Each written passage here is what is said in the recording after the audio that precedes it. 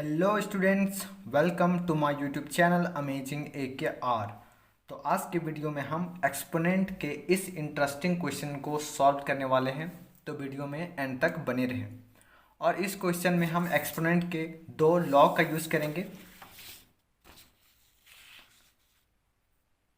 ये दोनों लॉ का यूज़ हम इस क्वेश्चन में करेंगे। तो पहला लॉ है कि जब भी बेस सेम रहे और डिवीजन में रहे तब बेस के ऊपर जो पावर है वो माइनस हो जाता है। उसके बाद जब बेस सेम रहे और मल्टीप्लिकेशन में रहे तब जो पावर है, मतलब जो बेस के ऊपर जो पावर है वो प्लस हो जाता है। बस ये दो रूल का यूज हम इस क्वेश्चन में करने वाले हैं। तो यहाँ पे क्वेश्चन है, इफ 2 का पावर n-7 इंटू 5 का power n-4 equal to 1250 then find n। तो हमको n का वैल्यू फाइंड करना है। तो 2 का पावर n-7 इंटू 5 का power n-4 equal to 1250। Question में देखिए इस फॉर्म में दिया हुआ है 2 का पावर n-7 और 5 का पावर n-4। तो क्वेश्चन में इस फॉर्म में दिया हुआ है, हम इसी को हम इस फॉर्म में चेंज कर देंगे।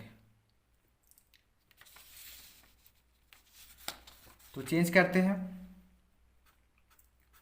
तो 2 का पावर n-7 है तो हम इसको लिखेंगे 2/2। इसका पावर हो जाएगा n और इसका पावर हो जाएगा 7। उसके बाद इनटू इसको भी हम चेंज कर रहे हैं तो 5/5। इसका पावर हो जाएगा n और इसका पावर 4 इक्वल टू, अब 1250 है तो इसके हम प्राइम फैक्टर्स निकालेंगे। तो इसके प्राइम फैक्टर्स निकालते हैं। 1250 तो 2 से डिवीजन देते हैं तो 2 6 ज़ा 12, 2 2 ज़ा 4, 2 5 ज़ा 10। अब तो 2 से नहीं जाएगा, 3 से भी नहीं, तो 5 से, तो 5 1 ज़ा 5, 5 2 ज़ा 10, 5 5 ज़ा 25। उसके बाद फिर 5 से देते हैं तो 5 2 ज़ा 10, 5 5 ज़ा 25। फिर 5 से 5 5 ज़ा 25। तो इसको लिख सकते हैं 2 इंटू 5 इंटू 5 इंटू 5 इंटू 5। तो यहाँ पे जो 2 है वो एक ही है और 5 4 है। तो यहाँ पे लिख सकते हैं 2 का पावर 1 इंटू 5 का पावर 4। तो 1250 को हम ऐसे भी लिख सकते हैं।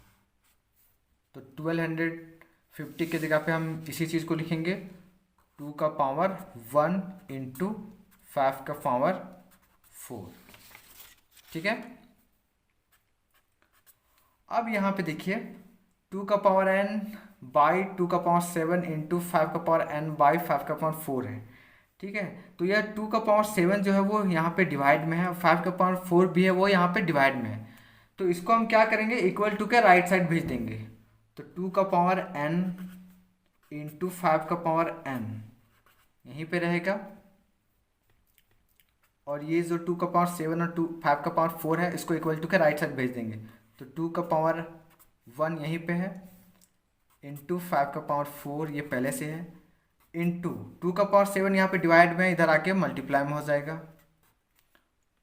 उसके बाद 5 का पावर 4 है ये भी यहाँ पे डिवीजन में है, इधर आके मल्टीप्लाई में, तो 5 का पावर 4।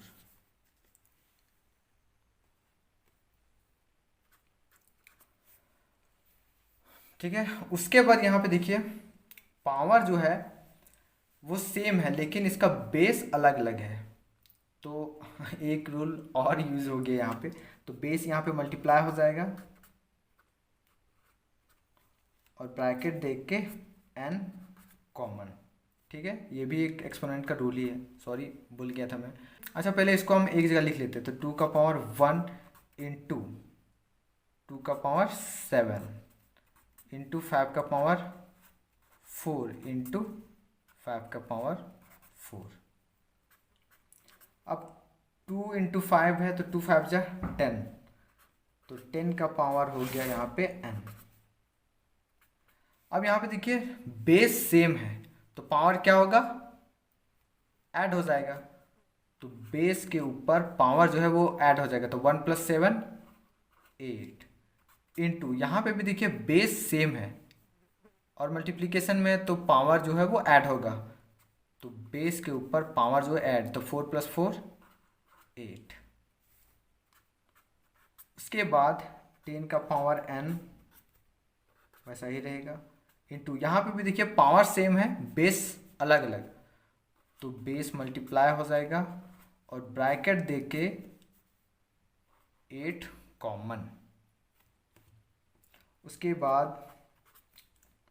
10 का पावर n इक्वल टू 2 5 जा 10, इसका भी पावर,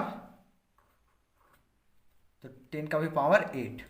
अब यहाँ पे देखिए बेस जो है वो दोनों साइड सेम ही है, तो अब हम एक्सपोनेंट को इक्वेट कर देंगे, तो यहाँ लिखेंगे ऑन इक्वेटिंग द एक्सपोनेंट,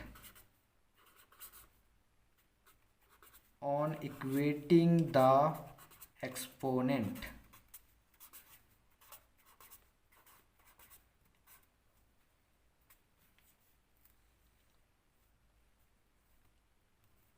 तो एक्सपोनेंट को इक्वेट करते हैं, तो n = 8, तो n का वैल्यू कितना आया 8, तो ये इस क्वेश्चन का आंसर।